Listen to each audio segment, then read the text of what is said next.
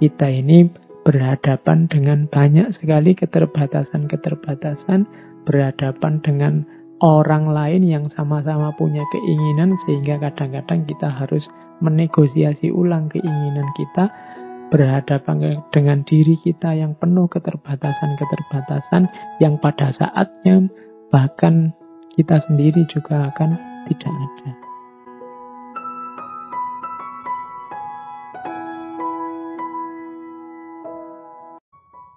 Dulu kita pernah membahas tentang Buddhisme ya. Dalam Buddhisme, penderitaan ini kan hakikat hidup. Jadi hidup ini hakikatnya menderita. Ini selaras dengan pengalamannya Siddhartha Gautama. Kalau dalam Buddhisme, penderitaan ini dikenal sebagai dukkha.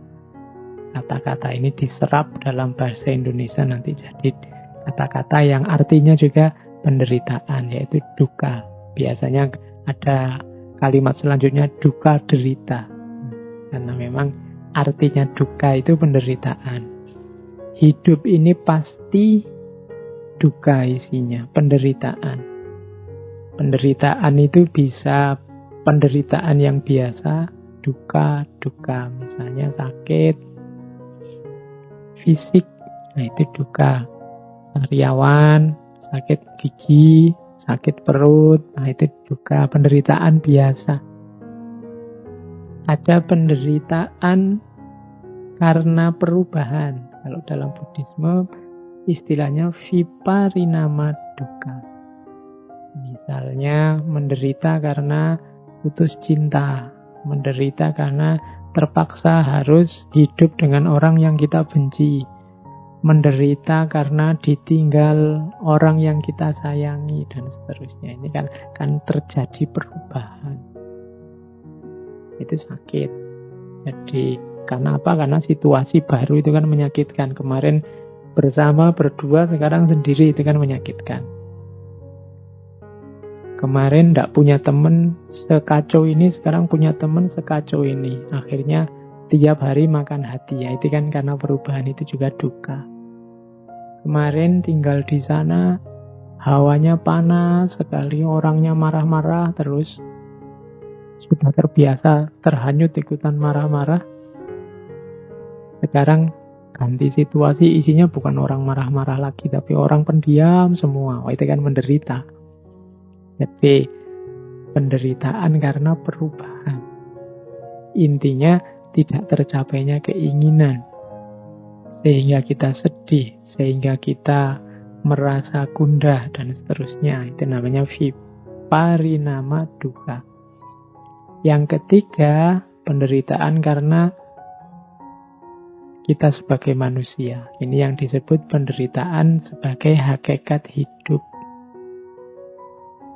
Bahwa sebagai manusia kita ini lahir dengan karakter manusia yang lemah, banyak keterbatasan, tidak berdaya, nantinya tua dan juga mati. Ini kalau cerita tentang keterbatasan manusia, kalau manusia berhubungan dengan Buddhisme, ini saya ingat dulu saya zaman kuliah suka sekali baca cerita-cerita dari tradisi cerita-cerita Cina yang banyak serialnya itu. Yang saya ingat ada serial yang judulnya Golok Pembunuh Naga. Itu tokohnya Zhang Wuji.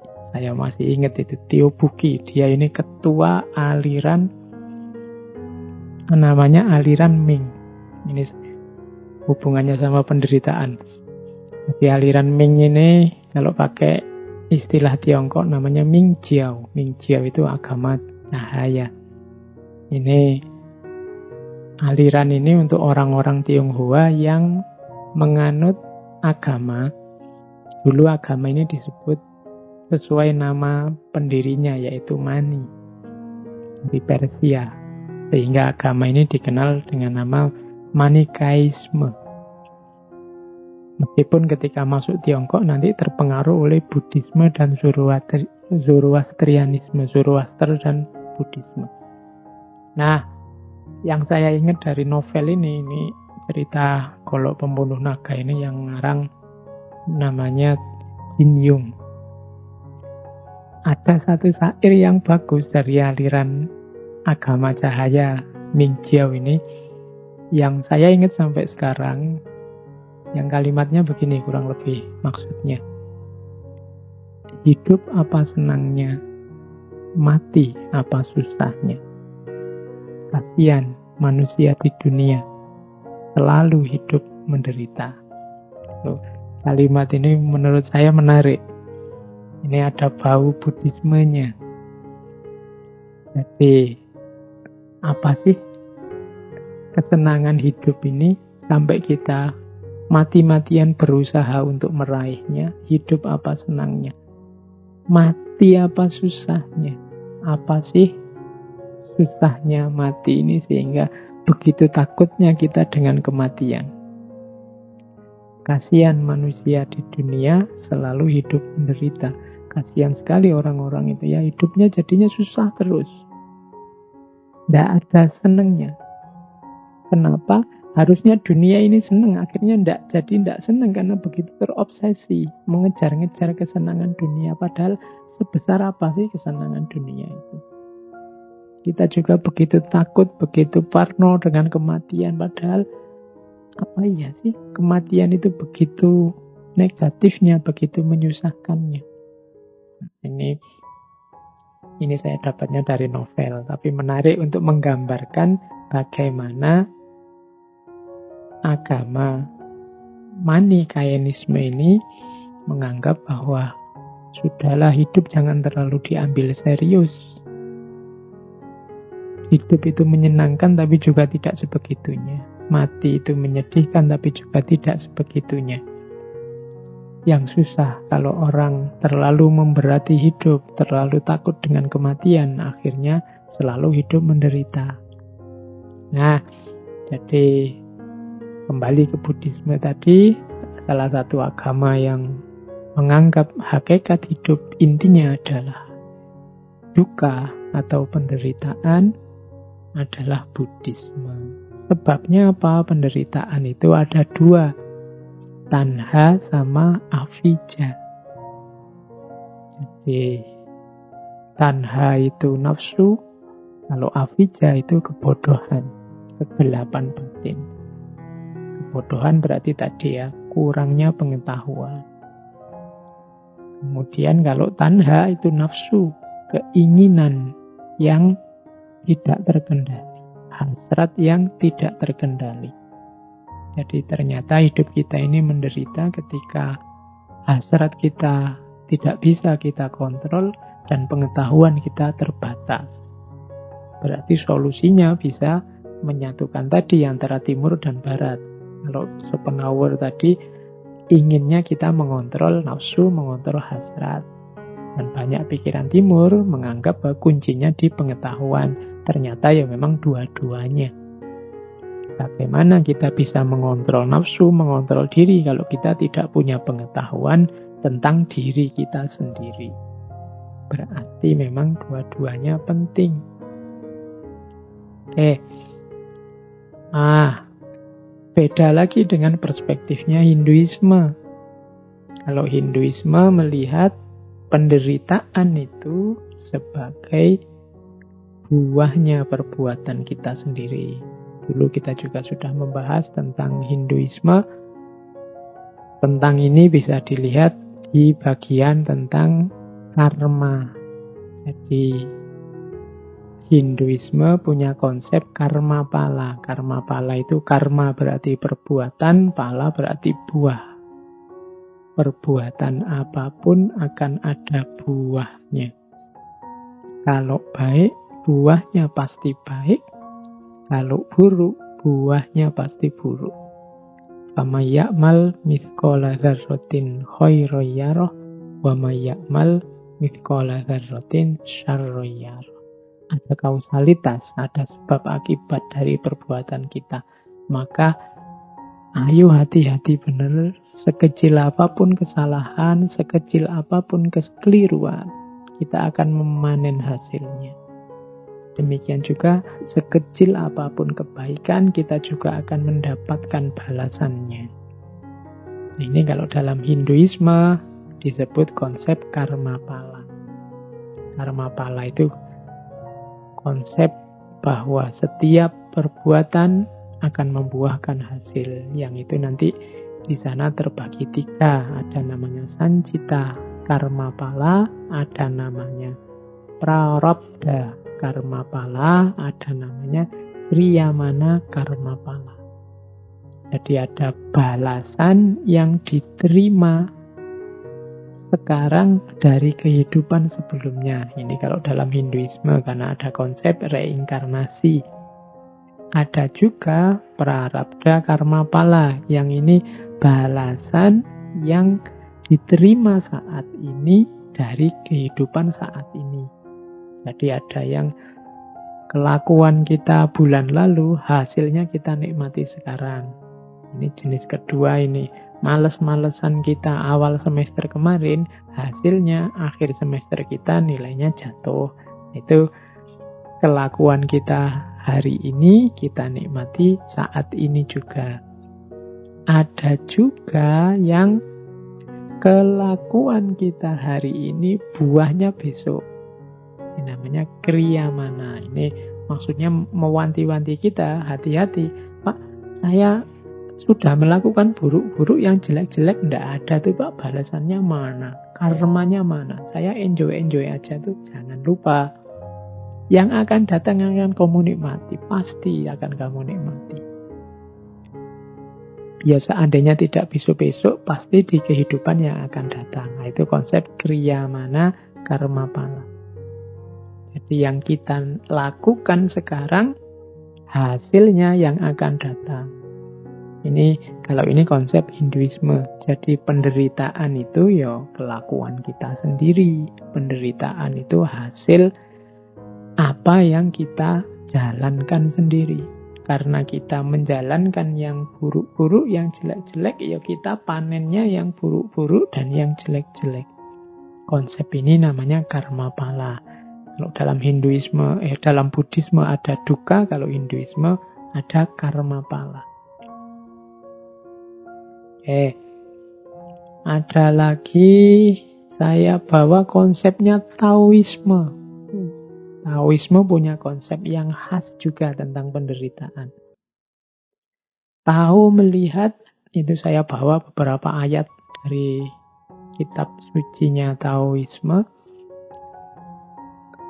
Jadi Lao Tzu menyatakan yang pertama, kekayaan dan kemuliaan apabila dijadikan kebanggaan akan mendatangkan penderitaan. Jadi kekayaan itu hasil kerja kita, kemuliaan itu posisi kita di tengah masyarakat karena perilaku kita. Kekayaan sifatnya materi, kemuliaan sifatnya non-materi.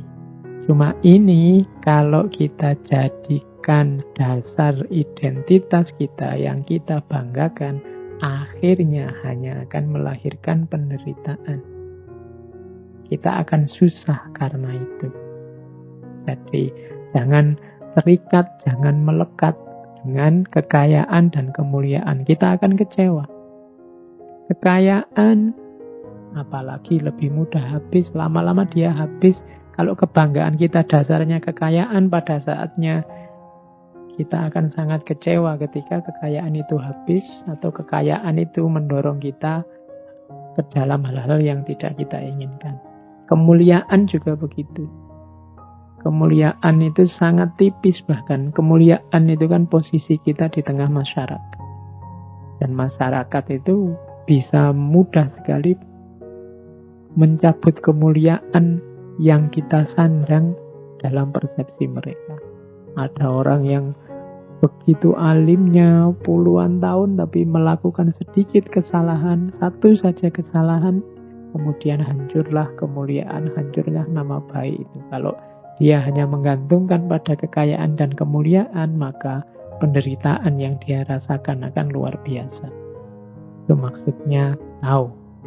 Maka katanya tahu, Seorang bijaksana setelah melakukan pahala bagi dunia, lalu mengundurkan diri. Inilah justru yang sesuai dengan jalan Tao. Jadi, menurut Taoisme, sudahlah, ayo lakukan kebaikan. Ayo melakukan hal-hal yang bermanfaat di dunia ini. Setelah itu tidak usah menuntut apa-apa, tidak usah membanggakan apa-apa. Inilah jalan Tao dan inilah yang aman. Kalau kita tidak menginginkan apa-apa, ya tidak akan dikecewakan oleh apa-apa. Bagaikan alam yang menciptakan segala benda dan isinya, tetapi tidak menganggap sebagai miliknya. Jadi belajarlah dari alam. Alam itu memberikan banyak untuk kita, berkontribusi, memberi manfaat besar untuk hidup kita, tapi alam tidak pernah merasa bahwa karya itu, produk itu adalah haknya. Nah, jadi alam akhirnya lebih stabil, lebih harmoni. Dilakukan kebaikan, lakukan kebijaksanaan, lakukan banyak hal yang bermanfaat untuk dunia. Setelah itu tidak usah dihitung, mundurlah. Maka penderitaan tidak akan datang. Bekerja tetapi tidak membanggakan kepandaiannya. Berjasa tetapi tidak mengakui pahalanya. Oleh karena tidak mempunyai apa-apa, maka dia tidak pernah kehilangan apa-apa. Penderitaan lahir karena kita merasa tidak meraih sesuatu atau kehilangan sesuatu. Tapi kalau kita tidak ingin apa-apa dan kita tidak merasa punya apa-apa, ya kita tidak akan kehilangan apa-apa. Maka penderitaan juga tidak akan hadir dalam hidup kita. Ini perspektifnya Taoisme. Ternyata memang dalam hidup kita penderitaan itu lebih sering datang karena perilaku kita sendiri. Tidak sekedar karena hal-hal yang ada di sekeliling kita. Tadi saya cerita tentang novelnya Jin Yong. Tiba-tiba saya teringat cerita juga serial Teman-teman Mesti Akrab. Ini ada hubungannya dengan penderitaan. Tiba-tiba saya ingat, sayangnya slide-nya tidak ada. Jadi kisah tentang perjalanan ke barat. Ya, teman-teman masih ingat ya dengan ceritanya Kera Sakti Sun Gokong. Ini di banyak referensi disebut bahwa cerita perjalanan ke barat itu ya gambaran tentang perjalanan jiwanya manusia. Bagaimana 4 muridnya Biksu Tong ini menggambarkan hambatan-hambatan dalam jiwa manusia yang sering mengganggu, yang sering melahirkan penderitaan. 4 ini kan yang pertama Sun Gokong, yang kedua Patkai, Ju Patkai, yang ketiga Wu Jing, yang asalnya siluman ikan, dan yang keempat kuda putihnya. Ini kan empat muridnya sebenarnya menggambarkan komposisi jiwa dan juga karakter yang sering melahirkan penderitaan kalau tidak dikelola dengan baik. Sun Gokong ini menggambarkan pribadi yang cerdas, terampil, cerdik, tapi sering kebablasan, sering membesarkan dirinya, mengalami superiority kompleks, merasa bisa mengatasi segalanya. Kadang-kadang tidak panjang pertimbangannya karena dia merasa sudah pintar, sudah cerdik, sudah cerdas. Ini dirinya Sun Gokong, sehingga dia sering kesulitan di sini membanggakan keterampilan dan kecerdikan serta kecerdasannya. Orang yang mengalami seperti ini juga nanti akan banyak mengalami penderitaan. Ya nanti Sun Gokong kan juga mengalami banyak penderitaan gara-gara ini. Yang kedua Ju Patkai. Kalau Patkai ini simbol pribadi yang fokus pada rasa, perasaan. Sehingga dia nyari enaknya sendiri, ingin nyaman, memanjakan hasrat. Akhirnya apa? Dia mendapat banyak penderitaan dari bapernya dia, dari kemalasannya dia, dari rasa ingin enaknya sendiri. Jadi teman-teman, mungkin ada yang tipe seperti Patkai ini, fokusnya pada perasaan, ingin enak, ingin nyaman. Kadang-kadang terus akhirnya jadi baper, akhirnya ingin enaknya sendiri, sehingga tidak cuma dia menderita, tapi membuat orang menderita. Quote yang paling terkenal dari Patkai kan ya, teman-teman hafal ya. Begitulah cinta, deritanya tiada akhir. Dia banyak menderita karena perasaannya sendiri. Nah, itu ciri orang tipe ini. Ada tipe ketiga, Wuching. Wuching ini tipe pribadi yang patuh, kemudian sungguh-sungguh ingin menerjemahkan ideal-ideal, norma-norma, ajaran-ajaran dalam tindakan. Hanya saja tipe ini kalau tidak dikontrol juga sering melahirkan penderitaan. Misalnya jadi tidak mandiri, ada ketergantungan pada otoritas. Jadi kalau yang lain bilang ke utara yang benar, dia ke utara. Yang lain lagi bilang ke selatan yang benar, dia akan ke selatan. Ada lagi kuda putih. Kuda putih ini simbolnya semangat, simbolnya kesetiaan, kekuatan. Tapi biasanya kualitas ini kalau tidak dikontrol dengan baik melahirkan penderitaan, terburu-buru, tidak peka, mudah terprovokasi, dan lain sebagainya. Jadi ini tiba-tiba saya ingat cerita ini, bahwa dari cerita ini juga yang pasti dari tradisi pemikiran timur kelihatan bahwa ternyata penderitaan itu lahir dari karakter manusianya, bukan dari peristiwa atau lingkungan sekelilingnya. Yuk kita lanjutkan.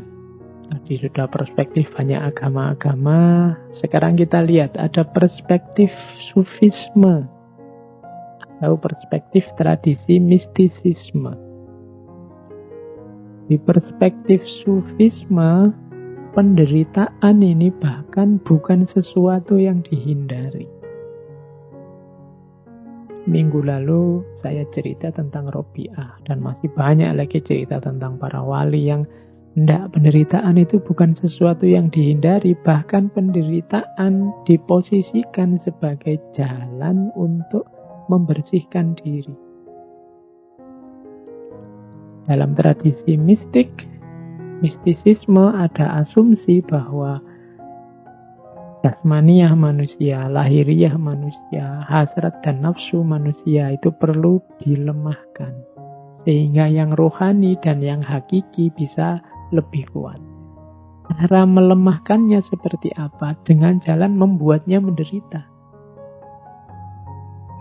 Maka para sufi itu kadang melakukan amalan-amalan yang tujuannya memang melemahkan jasmaniah, melemahkan nafsu.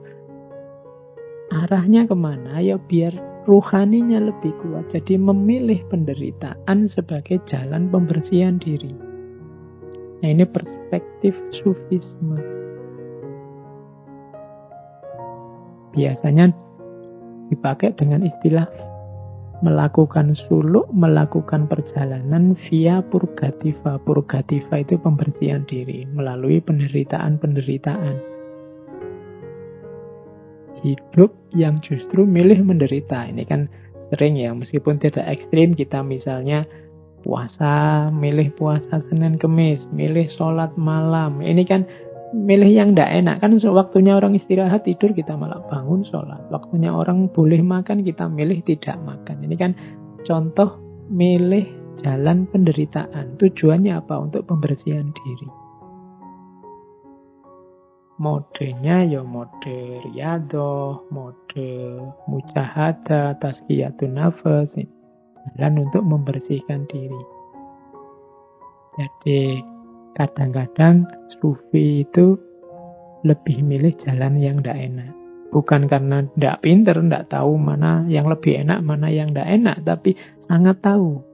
Tapi beliau milih itu untuk melemahkan jasmaninya, melemahkan hasrat nafsunya, sehingga rohaninya jadi kuat.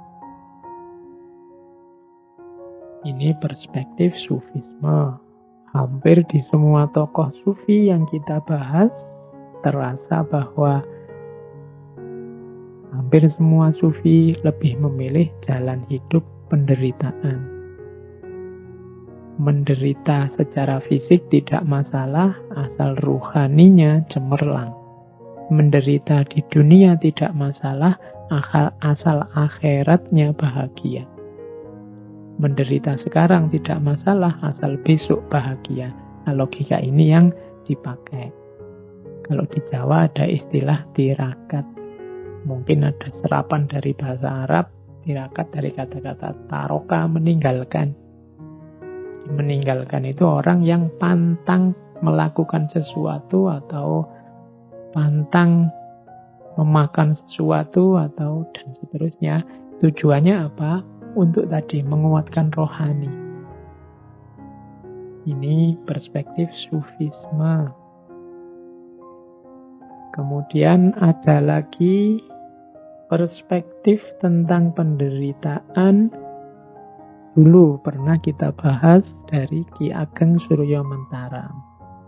Kalau tadi ada pandangan penderitaan itu sebagai hakikat hidup, ada pandangan penderitaan itu sebagai akibat perbuatan, ada yang menjadikan penderitaan sebagai jalan untuk membersihkan diri.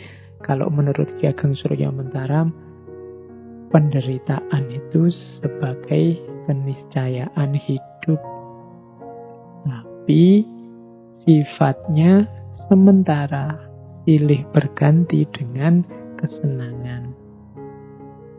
Hidup ini yo kadang senang, yo kadang susah.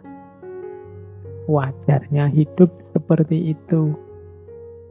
Tidak mungkin kita hidup ini senang terus, dan tidak mungkin juga susah terus. Kenapa begitu? Kalau kita sedang senang, katanya Ki Ageng Suryo Mentaram, kita kan tidak berhenti di kesenangan ini. Biasanya keinginan kita terus bertambah. Kalau bahasanya Ki Ageng pakai istilah mulur. Kemarin cita-citanya A, sekarang A sudah tercapai, kan kita tidak diam di situ, nambah lagi bercita-cita B. Akhirnya kita susah lagi karena keinginan kita yang baru ini. Nanti kalau keinginan B tadi terpenuhi, ya kita senang lagi. Tapi kalau keinginan B tidak terpenuhi, kita kembali susah. Tapi tidak masalah, kalau B tidak terpenuhi, biasanya keinginan yang tadi mulur terus mungkret. Mungkret itu menyusut. Menyusut itu jadinya terus begini, tidak apa-apalah, dapat A saja sudah cukup kok. Kita syukuri saja yang A tadi. Itu namanya mungkret. Orang hidup itu selalu begini gitu loh. Jadi antara mulur sama mungkret. Keinginan itu selalu silih berganti. Kalau terpenuhi senang, tidak terpenuhi terus susah. Setelah susah, keinginannya berkurang. Setelah berkurang, akhirnya dia senang lagi. Tapi terus menginginkan yang lain lagi. Nambah lagi keinginan, susah lagi. Hidup ini silih berganti seperti itu. Kadang senang, kadang susah. Kadang mulur, kadang mungkret. Kadang mengembang, kadang menyusut. Itulah hakikat hidup. Kalau kita menolak juga tidak bisa. Ya kadang senang, kadang susah. Ada senangnya, ada susahnya. Yang tadinya kita anggap penderitaan karena keinginannya tidak terpenuhi. Tapi begitu tidak terpenuhi kan kita terus mungkret, menyusut keinginannya. Akhirnya kita senang lagi. Misalnya, kita menuju gimana caranya biar cepat lulus kuliah. Begitu lulus kan seneng, keinginannya tercapai. Tapi setelah seneng wisuda kan ada keinginan tambahan lagi. Misalnya, ingin dapat pekerjaan. Ini dapat kerjaan kok susah ya. Sudahlah, disyukuri dulu yang lulusnya ini tadi. Sebelum menginginkan yang lain. Setelah bersyukur kan bahagia. Setelah itu kan tetap nambah lagi keinginannya. Jadi, penderitaan itu keniscayaan hidup, tapi jangan khawatir, hidup ya ndak menderita terus. Ada senangnya, ada susahnya. Keinginan itu ya tidak terpenuhi semua, tapi bukan berarti juga terpenuhi semua. Jadi, keinginan bisa terpenuhi, bisa tidak terpenuhi. Kalau tidak terpenuhi ya susah, kalau terpenuhi ya senang. Kalau begitu susah, terus keinginannya berkurang. Setelah berkurang, seneng lagi. Begitu terpenuhi, seneng. Setelah terpenuhi, keinginannya tambah. Akhirnya susah lagi. Itulah hidup.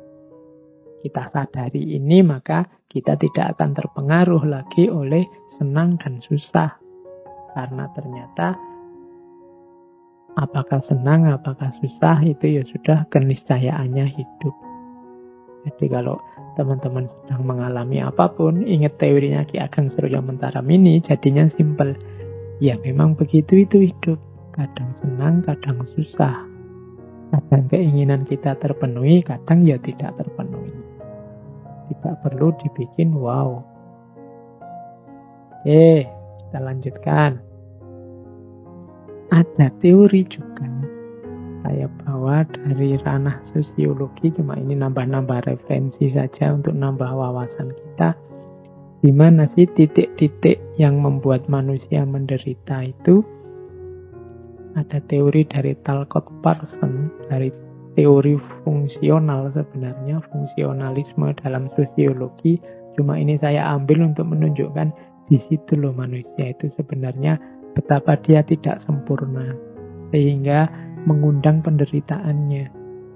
Katanya Parsons, manusia itu punya 3 karakter, punya 3 dasar eksistensi. Yang pertama apa? Ketidakpastian. Maksudnya apa ketidakpastian? Manusia tidak bisa menjamin dirinya aman atau dirinya sejahtera. Keamanan dan kesejahteraan dirinya bergantung pada banyak hal lain di luar dirinya. Ini katanya sosiologi.